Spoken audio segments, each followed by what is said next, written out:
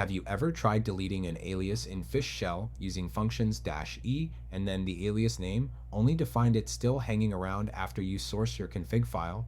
I wrote a function that handles everything for you in one go. If this sounds like your experience, stick around and copy this code to make your life easier. Let's get to it.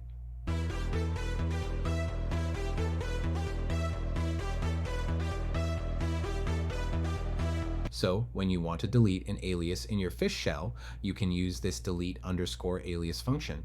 First, you need to give it the name of the alias you want to delete. If you forget to give it a name, it will remind you how to use it and then stop.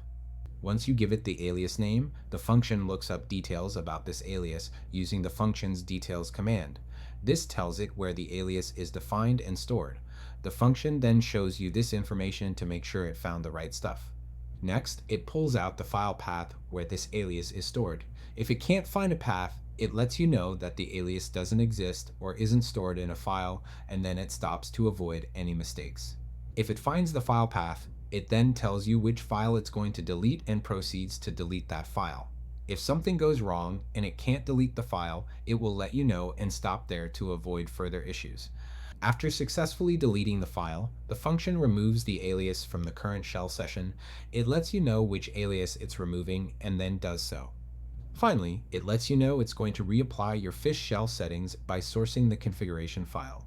This means it reloads your shell config to make sure everything is up to date and the alias is completely removed. So, basically, this function takes care of the whole process for you, step by step, with plenty of checks and messages to ensure everything goes smoothly. If you liked the content, please drop a like and comment any other fish or command line stuff you want to see. I'll catch you in the next one.